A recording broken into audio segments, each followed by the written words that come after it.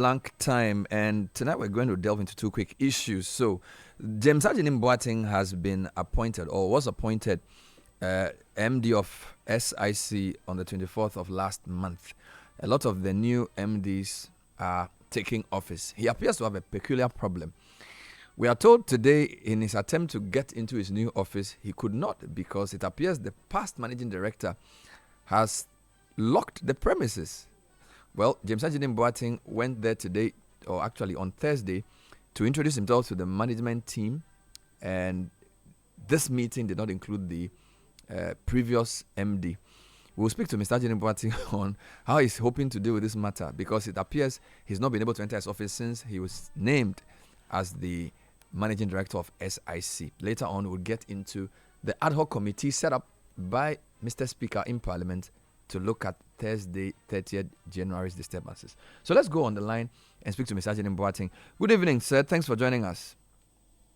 Thank you, Bernard. Good evening, and good evening to your listeners. So first, I guess congratulations are in order since we haven't spoken since you were named as MD of SIC Acting. I mean, it came to a lot as a surprise. Didn't know you had interest in insurance. I know you are a media person, you are a lawyer and a politician. I didn't know insurance was something you would remotely even consider. I am not too sure about the central point in this being so much about interest. It's about the readiness to serve and serving in whatever capacity that His Excellency the President deems fit and appoints one. For me, that is the ultimate interest and what guides me. Fair enough. So you were named on Friday, January 24. And have you been to the office? Have you tried to go and meet the team? Just give us a sense of what you've done since you were named. That's correct. 24th January 2025, I was named by His Excellency the President. Subsequent to that, I was in touch with the office, and then I proceeded there. It must have been on a Thursday when I met with the management team. First and foremost, let me sound this caution. Then I am doing this with a lot of restraint and hesitation because I do not think that this kind of publicity itself is helpful to SIC and its core.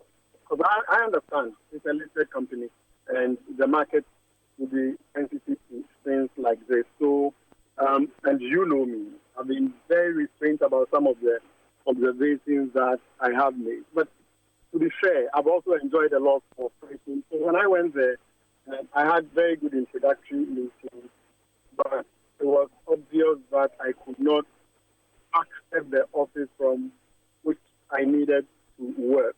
And therefore, for the most part, I have worked off-site, as in dealing with critical issues of SIC from off of the office location.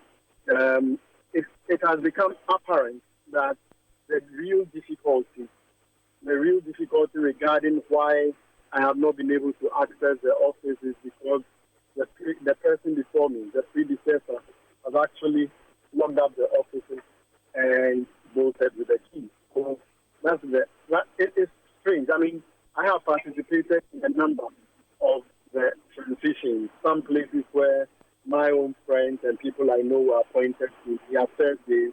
I've accompanied them, and the transitions were beautiful. They were smooth. It is right the way you put it. James Agyenim-Boateng is in a very peculiar situation with regard to the transition at SIC, simply because, as I speak to you, I haven't seen handing over notes of this outborn MD. I have seen the handing over notes of the MD before her. That is handing over notes of Mr. Drew. Very helpful, very insightful. But that does not take account of what has transpired over the last 1 year that the immediate past MD has been in place. So, and you do know that I think the Presidential Transition Act, which requires that ministers, chief executives must ready their handing over notes 3 months to the end of the administration. As I speak to you, there is no handing over notes, no transition, no office to operate from. Not because there is no office, but simply because the The one before me has just locked up the place. So let me get this straight. You've gone to the premises of the headquarters to introduce yourself to the management team, but you've not had access to your office as new MD because the outgone MD has locked the door. Is that what I'm to understand by what you are saying? That's the entirety of the situation. You couldn't have put it better. And I mean, it's human institution. So in the early days, I think that though some of the people were trying to be diplomatic, hoping that the matter was going to be resolved, and without it coming to my attention, in the last few days, it became clear that apparently it is the predecessor, the person before me, the previous occupant, who has kept the office under lock and key and gone away with the key. But as I said, I do not think that this kind of publicity itself is good for SIC. I do not think that the market is good for what it does on the market. My motivation in all of this is a simple one. To be sure that I collaborate with the team at SIC to get SIC back to the number one position that it used to occupy, to make sure that we are able to work on all the lost businesses, particularly those in the government sector, the ministries, departments, and agencies. This is my number one commitment. And so I'm not worried about this development at all, except that I think at this point it's important that I share that with the good people of Ghana. So fair enough. I know that some colleague CEOs have even had meetings with their predecessors, and we've had photographs taken of a very cordial handing over process. Did you inform, number one, have you been in touch with her in any shape or form? Have you been able to speak to her at all since you were named? I have been in constant touch with the office.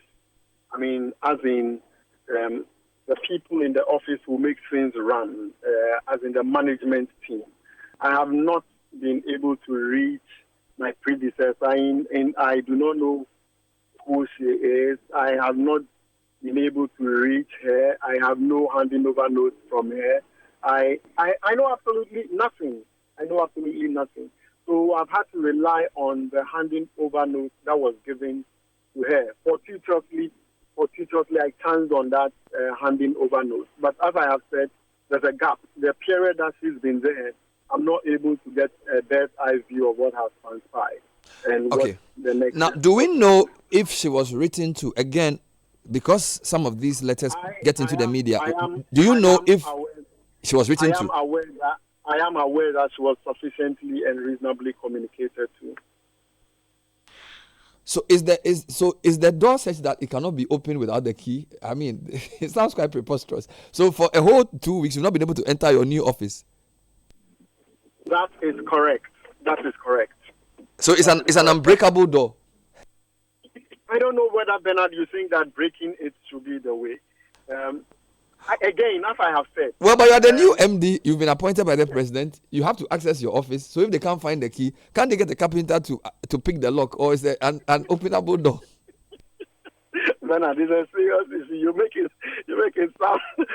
sound like it's not. So, I mean, this is a serious issue. We are dealing with one of the top insurance companies in the Republic of Ghana. Unfortunately, it doesn't appear like my predecessor is ending her tenure on a very strong note. It's very unfortunate, and it's a very sad development. Well, to the extent that we haven't heard from her, we don't know if she's indisposed, unavailable, or whether you know what I'm saying? Because if we had heard her say, "I won't give you the key," that's a different issue. But to the extent that we haven't heard from her at all, it makes it quite curious as well. So, how long will you wait before you try and access the room through another means? Her special assistant is around. Her secretarial staff are around. The access to the office is the problem. I mean, at this point, I have put this in the public domain. I think the next steps forward, I will look at it. But I mean, it's not going to stop me from performing the role that I'm supposed to be performing, and so it's not an issue. I know you didn't want to start the work on this note, but generally, what's your message to customers of SIC and stakeholders? As you have rightly said, it's a listed company, it's a state-owned entity. Insurance is very critical in the country. Since this is the first time I'm talking to you as MD, what's your message to the public, irrespective of the fact that you've not been able to enter your office? Well, I think that if you listen to me carefully, I've given that message already. I think that for me, I'm going in there to help the team do what they do best and to help put SIC in the number one position as far as insurance in Ghana is concerned. Again, I think that one of the key things that already I have been pursuing and talking to a lot of the ministers and the chief executives is how to redirect the insurance traffic back to SIC so that it takes its rightful place as the number one insurance company in the Republic. Thank you, James Agyenim-Boateng, who's the acting MD or new MD of SIC company. And for the records, Ms. Hollister Diain to me is the, I want to call the immediate past or the outgoing or outgone MD of SIC insurance company. Mr. Agyenim-Boateng says he's not been able to access his office proper, although he's met the management team and even the personal assistant of the outgone MD. And so that's the stories for now.